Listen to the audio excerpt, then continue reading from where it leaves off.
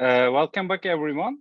Amazon former Senior Product Manager of Design and Development, Kate Distler, will talk about guerrilla marketing, growth marketing, viral marketing, influencer marketing, and everything that came before it.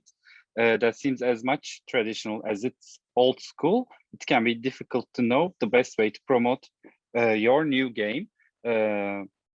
At this talk, you will learn a new strategy that encourages marketing and development in parallel and galvanize your team, no matter its size, around the idea of who your players are and what kind of product they are looking to buy. So I will invite her to start her presentation.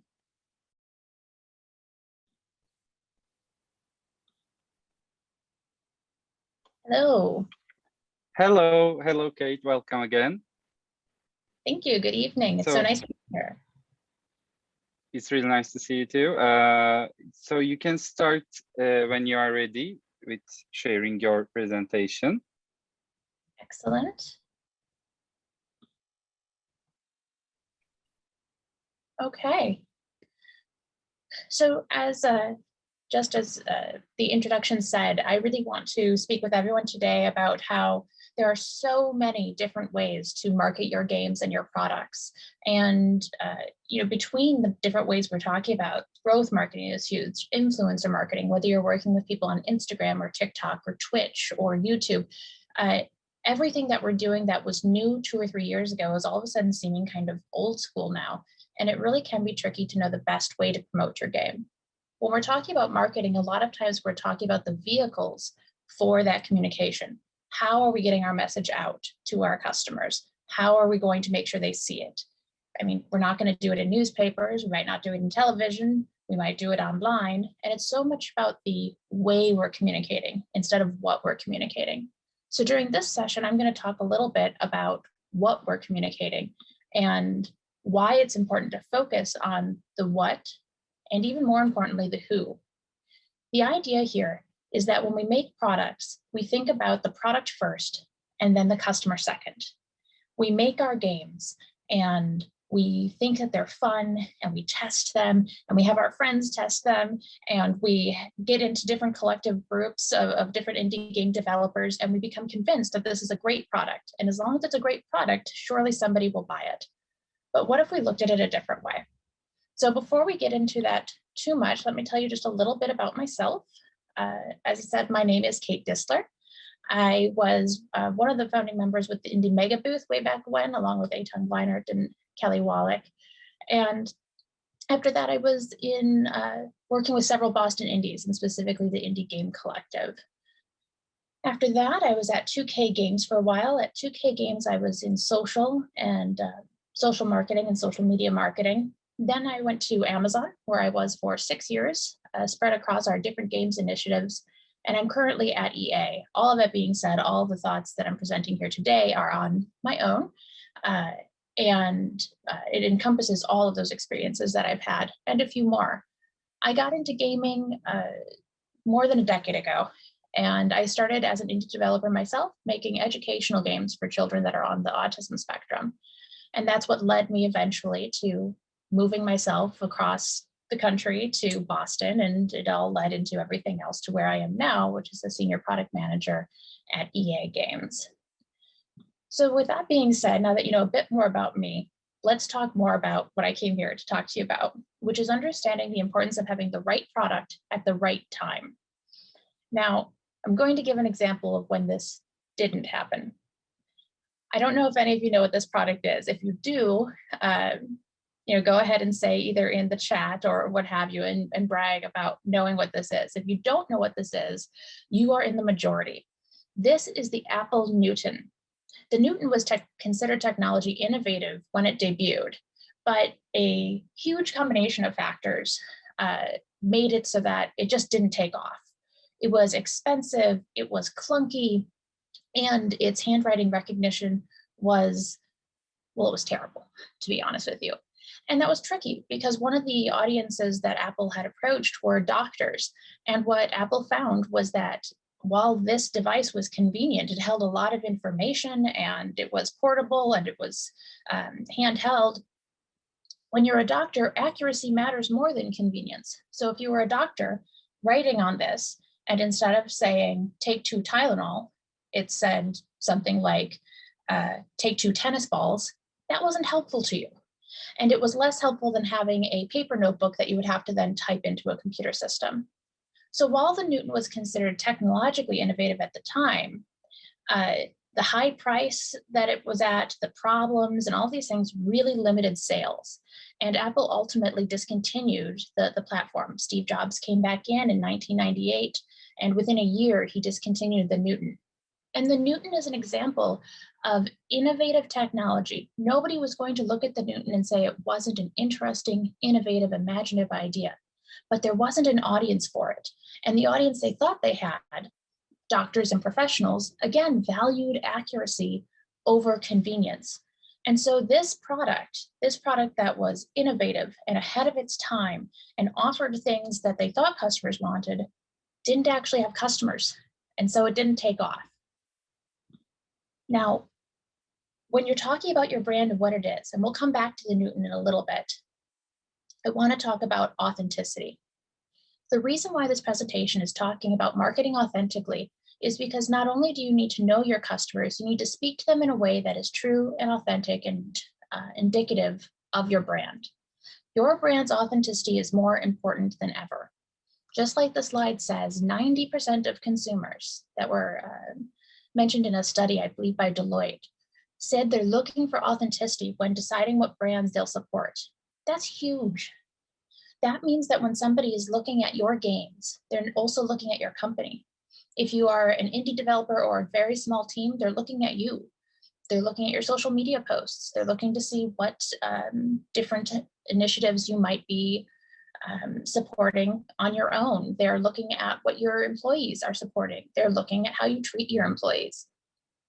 So when deciding what brands they'll support, 90% of today's spenders look for authenticity. They want brands to have real conversations about what's happening in the world. And more importantly, of that 90%, less than half of those that were surveyed think that companies are actively and accurately doing this. This presents a huge opportunity space. Now, some people might say it presents a huge problem. You might say, well, Kate, I'm making a game, I'm making a platformer. Why do I need to talk about the rainforest or politics or any of these things? And luckily, that's not what I'm saying. I'm not saying that in order to sell your platformer game, you need to take a political stake and be public about it. What I am saying is that showing who your company is, showing who you are, being able to connect on what feels like an almost one-to-one basis is important. And consumers react well to it. This could be done through a Reddit AMA, it could be done through Twitter, it could be done through dev diaries on YouTube. But the point is that having a connection to the people making the products is becoming more and more important to consumers, and not just lip service. They are showing this with how they spend their money. So if you're going to be authentic and you're going to speak to your audience, the first question is, who plays games? Oh dear, who plays games? Or who is your audience? So let's discuss the evolving landscape. We would normally say that gamers are male 18 to 35. That's been drummed into our heads for how long, right? But now we know that more than a quarter of gamers are over 34, and 40% of gamers worldwide are women. It's estimated to be more than 45% in Asia are women. This is a study from Statistica and another study from Google and NICO. And what this shows us is even when we're trying to reach our customer base, we might not know who our customer is. And here's where I would urge you to spend more time talking about who your customers are and really finding out. Thinking that your customer is the same as you is a very common mistake. It's an unconscious bias that we all have to believe that people around us are like us. So for example, I might have to make sure that I'm not only thinking about the 40% of gamers that are women, or thinking only about gamers that are parents, thinking only about gamers that have teenage children at home, because that's who I am and that's my mindset. Similarly, Because the gaming community and the gaming industry is rather homogenous, we continue to see games that are developed for and marketed for males 18 to 34, despite the fact that all of the data we've had for the past between 5 and 10 years, depending on who you ask and where you pull your data from, all of that data shows that the demographics of gamers themselves are becoming more, not less diverse. That again, more than a quarter of gamers are over the age of 34, and more than 40% of gamers are women. So now that we have said that, what does that mean? Well, it means that when we're creating products, we need to think outside the box of what we've been told is your typical gamer. We also need to think more about what this group of people, the more than a quarter of gamers over 34, and the 40 or more percent of gamers that are women, what is it that they could be looking at that isn't being given to them right now? This is what I mean by developing your game by knowing your audience. Now, other things that are important about who this audience is. This is an audience of people that are ready to invest in businesses and products that they trust. So in a Deloitte survey, it was the Global Millennial Survey, and it went across 42 countries for millennials and about 10 countries for Gen Z, and it just this huge survey. And the respondents expressed a resounding lack of faith in traditional institutions like mass media, and they were very pessimistic about social progress. This is a group of people that are looking for something to galvanize around. And the report also shows the views of, again, more than 13,000 people across these 42 countries, and this is what it came down to. They want to invest in businesses, in things that they trust. They want to invest in products that they trust. And their values drive their purposes. So again, this is going back to, it's so important to connect with your audience. And if you think about your audience first and develop a product for the audience, instead of developing a product and then hoping to reach that audience, you will find more success. Now, if you're going to do that, of course, we need to talk about who is your audience. This is where the is came from on that other slide. Apologies, it's 7 a.m. for me, so my proofreading skills weren't as up to snuff as they should have been. So if you know your audience, you can spend less time finding them once your product is available. If you know who you're building your game for and what problem you're solving or what opportunity you're exposing, you're going to have more success. There's a saying, an idiom, which is you can lead a horse to water, but you can't force it to drink. And what I am saying is start with a thirsty horse. It's true that you can lead somebody to your product, but you can't force them to take it. But if you create something with the knowledge that they need it, you're going to be much better off. In games and any entertainment or art form, it's easy to get caught up in being new and different and even exploratory, taking some risks, saying, this is my art, this is what I want to do, and I'm going to put it out there. But when that same person that takes those risks and says, I'm making this for me, then says, I want to sell it to other people, there's a disconnect. There's nothing wrong with looking at games as art that is supposed to be exploratory and different. That's a huge and vital part of this industry. This discussion is for people that are making games and hoping to reach a mass audience, people that are making games for mass entertainment. And so while these are all vital components of art, the innovation and the experimentation and the inventiveness and the taking risks, and we should do that with so many of our products, you can remain innovative with an audience in mind. I'm saying that these things are not mutually exclusive. Now, of course, things are always better with an example. It's good in theory, but let's talk about a company that did this. Now, this first example is one that I hope a lot of you know. This is a still image from Wii Sports. And I'm not sure how many of you have ever played Wii Sports or owned a Wii, so I'll go over the history a little bit here.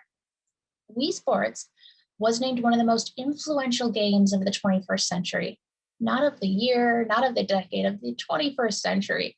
And the concept was really simple. Just show people that had a Nintendo Wii how elegant, technologically advanced, and most of all, how fun playing with the Wii and the Wiimote could be.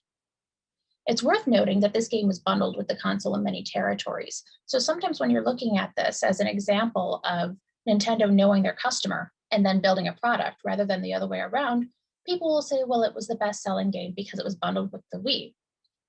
The game was released in North America along with the Wii in November in 2006, which is somehow almost 15 years ago. But it was released in Japan, Australia, and Europe the following month and not bundled. While it was a pack-in game in all territories except Japan and South Korea, it was not included everywhere. Now, this is important because despite not being a pack-in, in Japan, the game sold 176,000 copies in the first 2 days after it was released. And that's a record for that style, like a 7th generation console in Japan. By February 2007, it had sold over 1 million copies. And by May in 2007, the game industry research firm Media Create placed Wii Sports on their list of top 20 games in Japan. It was the best-selling game in 2007 in Japan, with nearly 2 million copies sold. So why? Those of us that know about Wii Sports and played it know that it's very simple. You play bowling, you play tennis, you play golf, and it's all about using that Wiimote and showing that you can, do a backhand or bowl ball. I'm sitting, so my bowling is not up to snuff right now. But this game is so simple. There are very simple win conditions, extremely simple mechanics, and yet here it is being called one of the most influential games of the 21st century and selling nearly 2 million copies. And that's on top of where it was a pack-in with the Wii in those other territories. So why was this game so galvanizing? Why is it that people who are playing the Wii flocked to this game? And this is an example of knowing what the audience wants and then creating something to fill that gap. Nintendo knew there was an opportunity to show how the Wii worked and how the Wiimote worked. Because it was designed with an audience in mind, Wii Sports fulfilled on the promise that the Wii and Wiimotes made, that playing games with movement was ingenious and exciting, and above everything else, fun. If they had created this game and it had been more complicated, if it had RPG elements, if it had leveling systems, if it had any of these things that hardcore gamers want and say that they want and say that they'll invest in, I think it still would have done well. But it would have blocked out a huge portion of Wii purchasers that weren't into that kind of game. Nintendo had a laser focus and a narrow scope to create something that fulfilled on that promise that the Wii and the Wiimotes were making. And in doing so, they created something for an audience. And they didn't have to spend a lot of time or money marketing to that audience. The audience knew they wanted it, and they just had to go and find it. Now let's look at a slightly more recent example of this kind of behavior. So virtual reality and augmented reality were seen as incredibly exciting things in 2015. I pulled up an old VentureBeat report while I was getting ready for this presentation, pulled it from the archives in 2015. And even though it seems like so long ago, just then it was early stages. There was a quantitative analysis done that because the market was so challenging, there just wasn't a lot of track record to analyze yet. Now, one of the issues was that even though it was expected to blow up soon, I mean, Google had bought Magic Leap, Facebook had just bought Oculus, Microsoft was spinning up HoloLens. The people who had devices didn't have anything to play. And this was an issue. Here again, we have an example of a game developer, who we'll get to in just a moment, seeing an opportunity and taking advantage of that opportunity. Now that's important because, again, anyone could have created a VR game, and there were VR and AR games available at that time, available in 2015. A lot of these games were environmental. You would walk around the environment, exist in the environment, but it didn't take advantage of all of the technology. And so at least one company saw a gap, and an important one. Job Simulator was the first game announced for the Steam VR device. Now, this is from Alchemy Labs, and I worked with them ages ago when we were working on mobile games. And what Alchemy Labs did is they identified a gap. They identified an opportunity. They said that there are a large group of people, early adopters and investors, and soon even more people as VR became more ubiquitous with things like PlayStation coming out with their different offerings. They knew that people were looking for a casual, fun experience that also showed off what VR could do. We needed Wii Sports for VR. And that was the very first pitch years and years before this was actually developed. It was developed after I had left Alchemy, but it came out of this pitch session where we were sitting there and identifying opportunities and gaps. And again, trying to think not about what game can we make because we're interested in it, and instead thinking what games should we make because players are looking for it.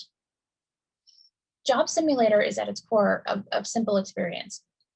It is, but at the same time, according to Kotaku and countless customers, it was one of the few games that felt like a complete experience. Now, that was said of the HTC Vive's launch, and of course it came out for the Steam VR device. Job Simulator won the best VR AR game in the Game Developers Conference in 2017, and PlayStation Magazine listed it as one of the best VR games. Not only did Alchemy Labs create something that was important to customers, Alchemy Labs knew not to stop listing just after it was released. They ended up creating a small human mode for players who couldn't reach objects placed higher in the virtual reality environment. So again, it's an example of looking at a product, or in this case, tweaking a product and updating a product based on what a customer needs. And since then, Alchemy has announced that Job Simulator sold over 1 million units. It had gone platinum. Of course, there's now a sequel with the vacation version. And it just shows that thinking of the needs and wants that you are fulfilling is paramount to success. So who is your audience? And that's what I would ask you to think about today. We've discussed a little bit about how audiences crave authenticity. And we've discussed a bit about how knowing who your audience is important. And creating a product for your audience, instead of trying to create an audience for your product, is a brilliant way to galvanize your entire team. If your team can picture who your customer is, they can make better decisions. If your team is thinking to themselves, the audience for this is a 13-year-old boy, they'll be looking at it and they'll be saying, is this text too complicated? Is this quest not complicated enough?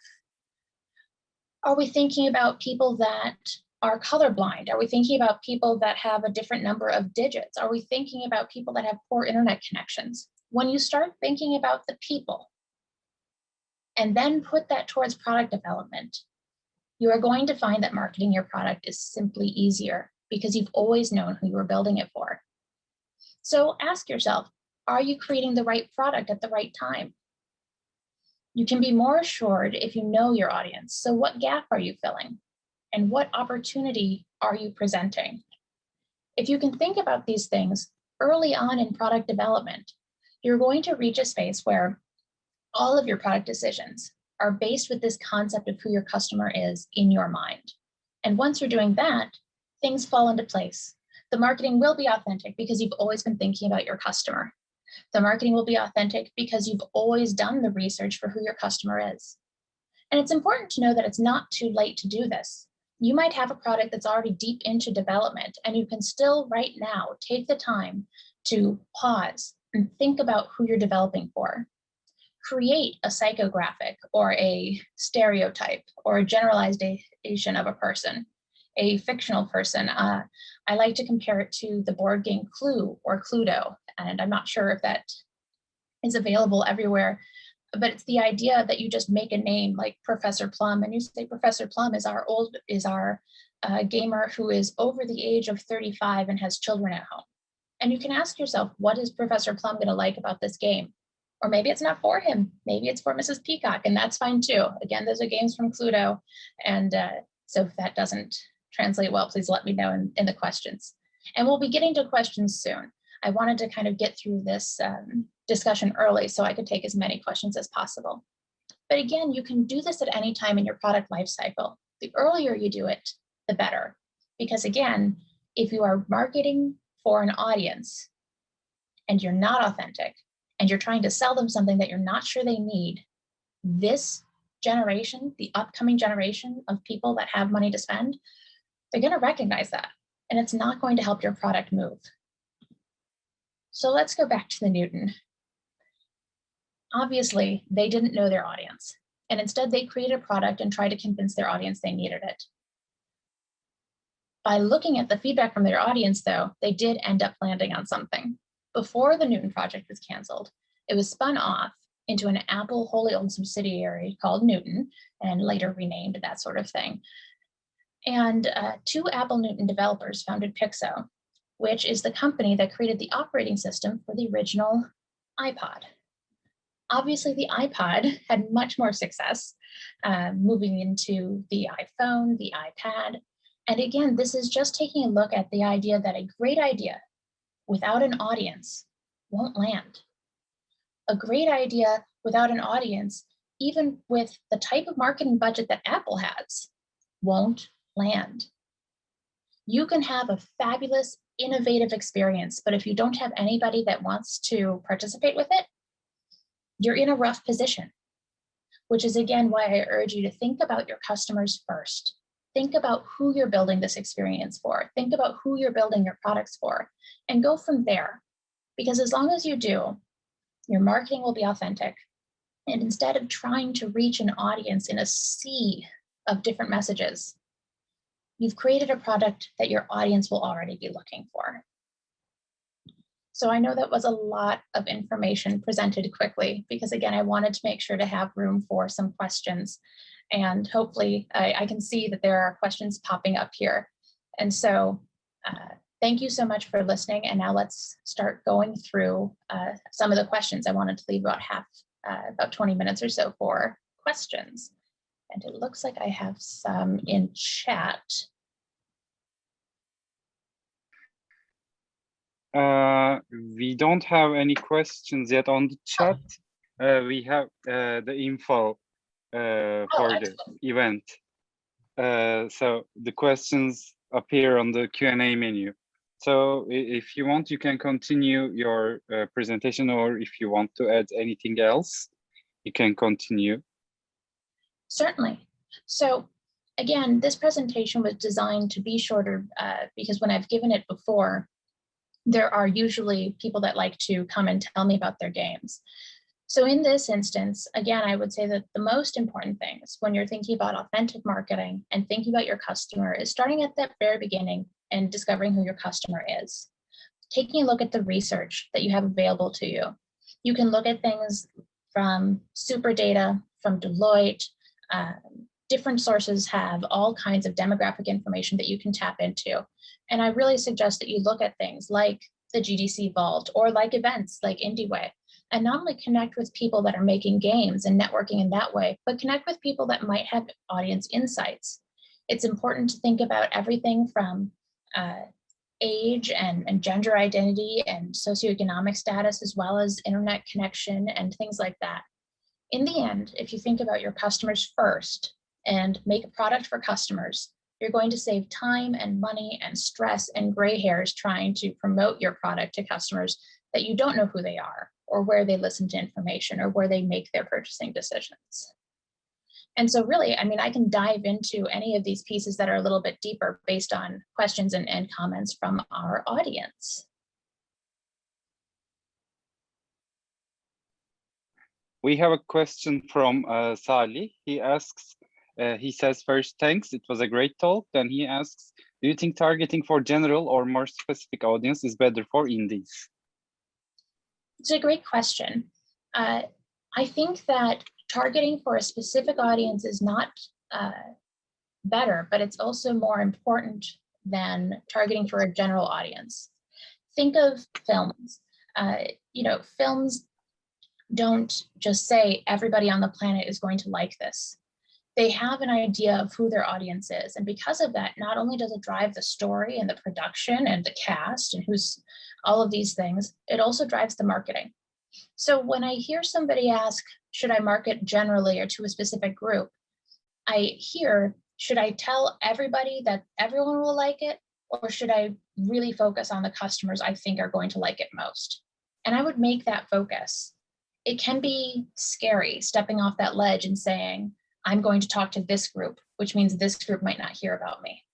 At the same time, if you talk to everybody, it's very possible that no one will hear you because you're making a product that no one's quite sure if it fits for them.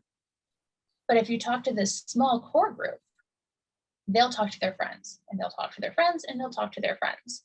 So I would really hone in on who you think your product is best serving, talk to that audience, and talk to them in a way that's authentic and exciting so they feel like sharing your story to people that might not be in your core audience, but are in the tertiary ones.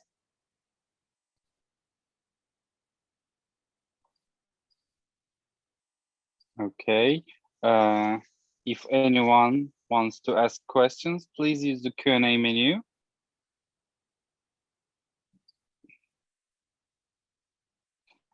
Okay, Ömer asks, do you have any tips regarding how to compete against AAA titles of big game studios as an indie developer? This is tricky. I think we're in an interesting time right now where whether you're an indie developer or a AAA studio, you have almost equal footing on being able to communicate with people. You have indie studios going to PAX and to Gamescom and to E3 the same way that AAA studios do. And you're in a very interesting space where right now, again, because 90% of spenders, younger spenders, millennial and Gen Z, say they're looking for authenticity, they're looking for that homespun, homegrown approach, I wouldn't compete with AAA. I'd be indie if you're indie. Obviously, I'm working with AAA right now, and again, all of these opinions are my own.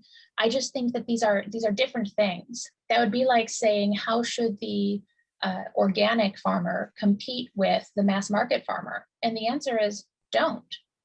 The organic farmer doesn't say, I'm going to give you the same price or the same experience. The organic farmer says, I'm organic and this is why you should care. And that's why year over year, at least in America, the average price for a dozen eggs in America was $1. And then organic farmers came along and farmers with pasture raised chickens came along and they marketed the concept of these are happier chickens and healthier eggs. And now the average price for that kind of dozen of eggs is $8 to the one. And yet, year over year, the number of people spending $8 on a dozen of eggs has gone up 40%, and it's estimated to go up another 70% by the end of the next 2 years. So don't compete with a product that isn't like yours. Evangelize and elevate the product that is yours, and because that's what people are looking for. We have another question. What resources do you use when researching the target audience? I use a lot of different resources, but generally speaking, again, looking at Deloitte has a great number of surveys. Super Data is always a good resource. And then when you're getting into the nitty gritty, when I was at Alchemy, and of course that is an indie studio, I spent a lot of time on Reddit. I spent a lot of time in YouTube comments. I mean, this was years ago where YouTube comments were a little safer than they are now, just marginally, right? Because comments are comments. But spend time where your audience is. If you don't know where your audience is, then take a step back and go to that first step, which is asking yourself, who is your audience? I also spend a lot of times just talking one-on-one at conferences and conventions. And obviously that's been difficult during the pandemic, but things like Discord, Reddit, Twitch, find out where your audience is and talk to them there. And then bolster that with quantitative and qualitative research that you can get, again, from places like Deloitte, Pew Research Center, Super Data, etc. So Ahmet Şahin asks, thanks for the insight you provided, Kate. So I see that you suggest a targeted community management in a sense. Do you have any firms you'd suggest following to see the best practice examples and benchmarks? I don't have firms I follow to see the best benchmarks and examples. I would say that things that are brought up often are brands like Taco Bell, Wendy's, Nike. These are brands that are larger brands, but then started speaking to a very specific subset of their audience. Wendy's, of course, took over the Twitter with kind of a snarky, I don't have time to spend money on lunch attitude. Nike leaned heavily into some US politics, which was an interesting move on their part. And they did it because a few activists that were very public facing happened to be wearing their products. And Nike made the decision to lean into it instead of leaning away from it. Taco Bell, similar story to Wendy's, always being a little irreverent, a little bit silly. There are a lot of good examples of brands that are adding more personality. So that's what I would look for. It's changing all the time. Who's doing a good job, who could be doing a better job. But any brand that's taking the time to show that they have a personality and they have a message above and beyond, but connected to their product, is doing something that is working for this millennial and Gen Z audience.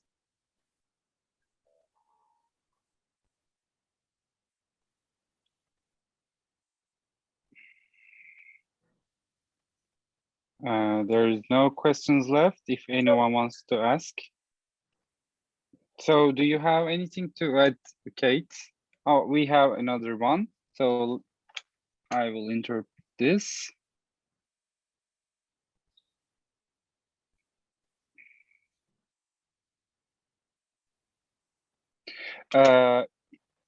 It's much easier on offline events, but in how do we, excuse me,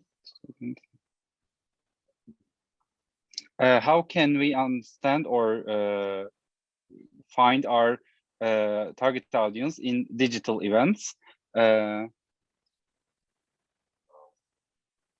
Should we show our games in Discord networking groups, like to get our target audience to see it, find it? Yeah, I think that given that everything has gone virtual, obviously it is more difficult to show your game off to people in a physical setting. I mean, that's why we're all online now. And we have to adapt. I mean, even the fact that you know, Q&A trickles in differently now is something that I'm still adapting to, obviously, because when I'm giving this talk in person, just having that connection means I'm already seeing hands go up. I'm already seeing people writing things down. And I always feel like I'm rushing to get to the end to answer more questions. And in a virtual setting, it's more relaxed. People might be multitasking. People might be doing two things at once and not thinking about questions for the end. And you're going to find that with your audiences too. They might be multitasking. They aren't sitting in a chair in a conference room, or they aren't in a convention center looking at all the games. They could be playing Angry Birds while listening to you, and you'll never know.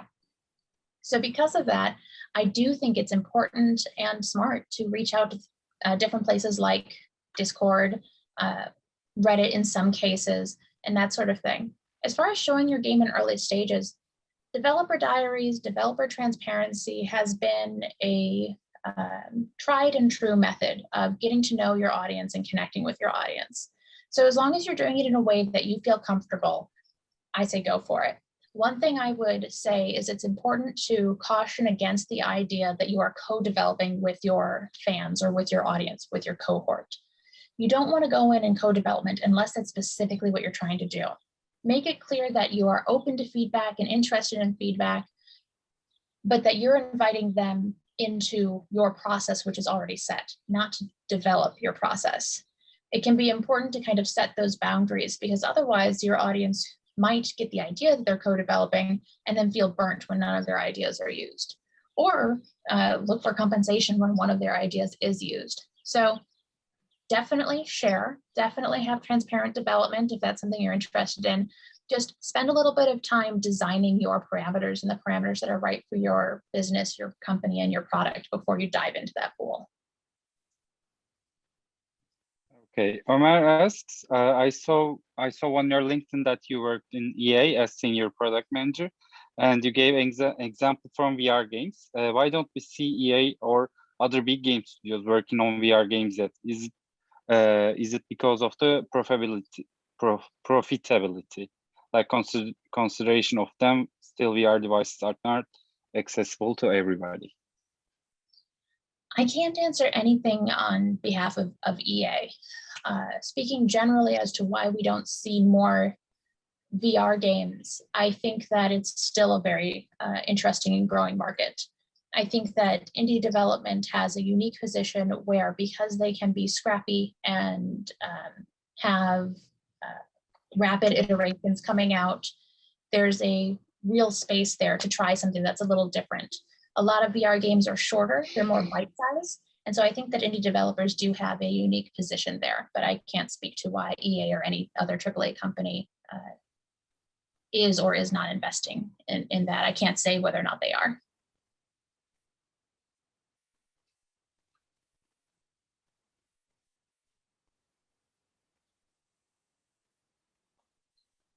Okay.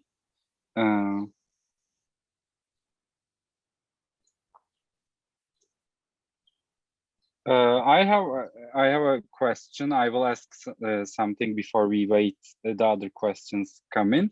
So on EA games, what are the first steps on the advertisement period, on the marketing period on a AAA game? Where do you start exactly? Well, again, I can't speak to EA games specifically because I'm here as me and I'm not here as an EA representative.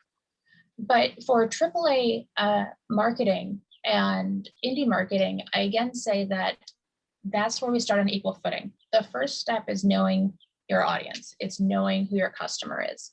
And that's why when I went through my examples, I had both AAA, Nintendo. Obviously, they did this in a way where they knew their audience and they made a product. And then Alchemy Labs, which, yes, now it's a bit bigger and they were bought by Google. But at the time, we were in studio share space. When I first joined, we were just in like this empty classroom at MIT. So very indie. And again, it started with knowing your audience. It's just switching the order of events. Instead of making a product and then finding your people that you're going to sell it to and hoping they listen, it's saying, this is the group of people that are looking for this thing, making it, and then letting the customers find it themselves because they're already looking for it. Salih asks, do you think should we funnel our audience into one platform, or should we put our game to lots of platforms for better accessibility? I think that personally, accessibility is very important to me. I spent some time at Amazon as the Senior Product Manager of Diversity and Inclusion. And so accessibility and equity are very important to me, and being spread across multiple platforms that have different methods of play, different modalities, is, I think, not only a good call for personal reasons, but a good call for business reasons. Obviously, there's some investment that goes into being able to have your product across multiple platforms. But one thing we do know from research, again, looking at super data, looking at Deloitte, looking at Pew Research Center, we know that gamers are spread across devices and platforms. And so if you have a product that is trying to reach a wider audience with a specific need, there's a very good chance that that wide audience with a specific need is also spread across multiple platforms. So do what research you can. If your game doesn't make sense on mobile, don't put it there. Having a poor user experience on a device that is ubiquitous is still not good. We saw that with the Newton. A poor user experience, even if it's a good idea, doesn't sell. It just sinks. So I do think it's good to go where the gamers are, and luckily for all of us, gamers are everywhere right now. Yeah, exactly. Even Nintendo does it sometimes. Like they put Control as a cloud game into Nintendo Switch, but the servers are like really bad, so you can't even play it. Oh no. It happens lots of times in the gaming community. Well, but I remember the first time I played Wii Sports. So there was a huge Best Buy shop near where I lived back when I was little, but everybody gets in the line to play it, just Yes. test it. And it was a huge hit over here too.